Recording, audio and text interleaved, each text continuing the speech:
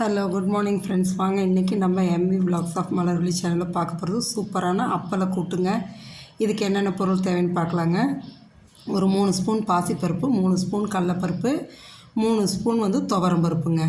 இதெல்லாம் எடுத்துக்கலாங்க. இல்லை ஒரு கால் டம்ளர் கணக்கு வச்சுக்கோங்களேன். சின்ன குட்டி டம்ளருக்கு நல்லா இதை கழுவி குக்கரில் போட்டு தண்ணியை ஊற்றி ஒரு 5 பூண்டு பல் போட்டு கொஞ்சோண்டு மஞ்சத்தூளும் பெருங்காயத்தூளும் போட்டுக்கணுங்க. போட்டுட்டு கொஞ்சோண்டு விளக்கெண்ணெய் ஊற்றிடுவேன். நான் எப்பொழுதுமே பருப்பு வேக போடப்போ விளக்கெண்ணெய் கொஞ்சம் ஊற்றுவேங்க. அது ரொம்ப நல்லதுங்க, உடம்புக்கு நல்லது. அதனால் நான் எப்பொழுதும் ஊற்றுறேன். பருப்பும் சீக்கிரம் வந்துடும், உடம்புக்கும் நல்லது. நீங்களும் வேணால் அதை ட்ரை பண்ணி பாருங்களேன், நல்லதுங்க. இப்போ இதை போட்டு நல்லா கொதிக்க ஆரம்பித்ததுக்கப்புறம் குக்கர் போடுங்க. ஒரு சின்ன டிப் என்னென்னா, நம்ம குக்கரில் எதுவும் வச்சுட்டு பட்டுன்னு மூடியை போட்டு மூடி வச்சிட்டோன்னு வைங்களேன், அந்த விசில் வரும்போது இந்த தண்ணியெல்லாம் வெளியே தெறிக்குங்க. அதனால் நம்ம என்ன பண்ணோன்னா, கொதிக்க ஆரம்பிக்குது பாருங்கள். கொதித்ததுக்கப்புறமா நீங்கள் மூடியை போட்டு மூடிட்டிங்கன்னா அந்த விசில் வரும்போது வெளியே உங்களுக்கு அந்த தண்ணி தெறித்து வராதுங்க. அந்த டிப்பை ஃபாலோ பண்ணி பாருங்களேன். இப்போ நல்லா இது பண்ணி மூடி வச்சாச்சு. ஒரு 3 விசில் வரட்டுங்க. இங்கே பாருங்கள், 4 அப்பளம் எடுத்து வச்சுருக்கேன். இது நல்லா பெருசாக பொரிஞ்சு வர அப்பளம் 4. சின்ன வெங்காயம் கொஞ்சம் நறுக்கி வச்சுருக்கேன். 2 கொத்து கருவேப்பிலை, ஒரு தக்காளி ஒன்று நறுக்கி வச்சுருக்கேங்க.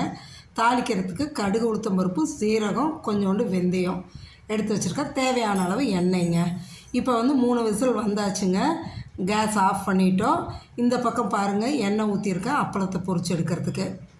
இந்த அப்பளத்தை நான் முழுசாக இது பண்ணாமல் 4ஆக உடச்சி பொரிச்சுட்டேங்க.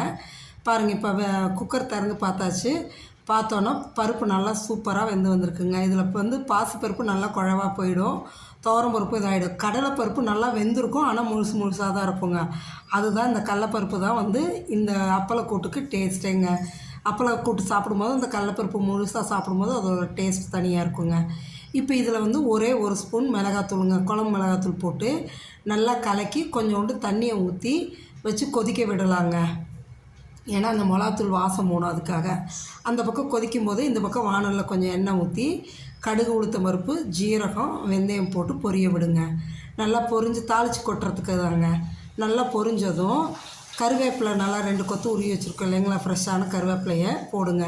அதுவும் பொரிஞ்சு வந்ததும் சின்ன வெங்காயம் பொடியாக நறுக்கி வச்சுருக்கோம் இல்லைங்களா, அதையும் போட்டுக்கலாங்க. இந்த கூட்டை பொறுத்த வரைக்கும் மேக்ஸிமம் சின்ன வெங்காயம் தாங்க டேஸ்ட்டு நல்லாயிருக்குங்க. பெரிய வெங்காயம் போட்டால் ஒரு மாதிரி இனிச்ச மாதிரி இருக்குங்க. அதனால் சின்ன வெங்காயம் போட்டிங்கன்னா டேஸ்ட் நல்லாயிருக்கும். போட்டு நல்லா வதக்கி எடுங்க. இதில் ஒரு காஞ்ச மிளகாயும் ஒன்று நான் 2 கிள்ளி போட்டிருக்கேங்க. போட்டு அதையும் வதக்கி எடுத்துருங்க. நல்லா வதக்கிட்டு இப்போ அந்த வெங்காயம் வதங்கினதும் ஒரு தக்காளி நறுக்கி வச்சுருக்கோம் இல்லைங்களா பொடியாக, அதையும் போட்டு நல்லா வதக்கி எடுங்க.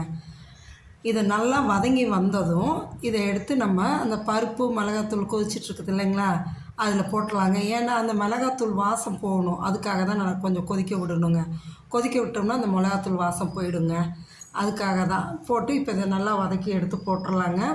நம்ம அப்பளமும் பொரித்து வச்சுட்டோம் இல்லைங்க. சிம்பிளான கூட்டுங்க, ஈஸியாகவும் இருக்கும். பாருங்கள், அப்பளத்தை ஒரு அப்பளத்தை 4ஆக உடச்சி போட்டு பொரிச்சு எடுத்துருக்கேன். ஏன்னா எண்ணெய் அதிகமாகாது, கம்மியான எண்ணெயில் பொரிச்சு எடுத்துடலான்னு சொல்லி அப்படி எடுத்து வச்சுருக்கேங்க.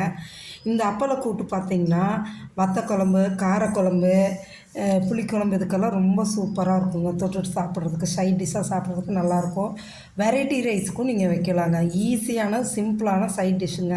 காய் இல்லாத நேரத்தில் இந்தமாரி செஞ்சு பாருங்களேன், அவ்வளோ டேஸ்ட்டாக இருக்குங்க. இப்போ இதை நல்லா கொதிச்சிருச்சுங்க. இப்போ இதுவும் நல்லா வெங்காயம் தக்காளியெல்லாம் வதங்கி வந்துருச்சு. இப்போ இதை எடுத்து நம்ம அந்த பருப்போடு சேர்த்து போட்டுடலாங்க. போட்டுட்டு இந்த பருப்புக்கு தேவையான அளவு உப்பு போட்டுக்கோங்க. உப்பு அதிகமாக இழுக்காதுங்க, அதனால் கொஞ்சமாக உப்பு போட்டு கொஞ்சோண்டு இன்னும் கொஞ்சம் தண்ணி ஊற்றிடுங்க. தாளித்து கொட்டி ஒரு 2 கொதி வந்ததுக்கப்புறம் தான் நம்ம அப்பளம் போட்டு எடுத்தால் தான் டேஸ்ட் நல்லாயிருக்குங்க. அதனால் இதெல்லாம் எடுத்து போட்டுட்டு கொஞ்சமாக உப்பு போடுங்க, நிறையா போட்டுறாதீங்க. கல் உப்பு தான் நான் போடுறேங்க. பாருங்கள், நல்லா இதாகிடுச்சு பாருங்கள், கொதிச்சு வந்துச்சு. தேவையான அளவு கொஞ்சோண்டு கல் உப்பு போட்டுட்டு கொஞ்சமாக தண்ணி ஊற்றிடுங்க. ஊற்றி ஒரு 2 கொதி மட்டும் விட்டுட்டு அதுக்கப்புறமா நம்ம அப்பளத்தை எடுத்து உடச்சி போட்டுடலாங்க. போட்டு எடுத்துட்டோன்னு வைங்களேன், சூப்பரான அப்பளக்கூட்டு டேஸ்ட்டாக நல்லாயிருக்குங்க. நல்லா வத்த குழம்பு, புளிக்குழம்புக்கெல்லாம் வச்சு சாப்பிடும்போது அவ்வளோ டேஸ்ட்டாக இருக்குங்க. சிம்பிளான டிஷ்ஷு, சீக்கிரமாக செய்யலாம், குயிக்காக நம்ம செஞ்சிடலாங்க. பாருங்கள், இப்போ நல்லா அந்த இது வந்துருச்சு. அந்த கன்சிஸ்டன்சி வந்ததும் நம்ம இருக்கிற அப்பளத்தெல்லாம் இப்படி எடுத்து உடச்சி போட்டு கிளறி விடுங்க. கிளறி விட்டு இப்போ பார்க்கும்போது உங்களுக்கு கொஞ்சம் லிக்விட் ஸ்டேஜ் மாதிரி தெரியும். ஆனால் ஆறுச்சுன்னா நல்லா நம்மளுக்கு கூட்டு பக்கத்துக்கு கரெக்டாக வந்துடுங்க. பாருங்கள், நான் இப்போ எடுத்து ஒரு கிண்ணத்தில் மாற்றி வச்சுட்டேன் பாருங்கள். சூப்பரான அப்பள கூட்டு ரெடி ஆகிடுச்சுங்க. நீங்களும் மறக்காமல் செஞ்சு சாப்பிட்டு பார்த்துட்டு எப்படி இருக்குன்னு கமெண்ட் பண்ணுங்கள். சப்ஸ்கிரைப் பண்ணுங்கள். தேங்க்யூ.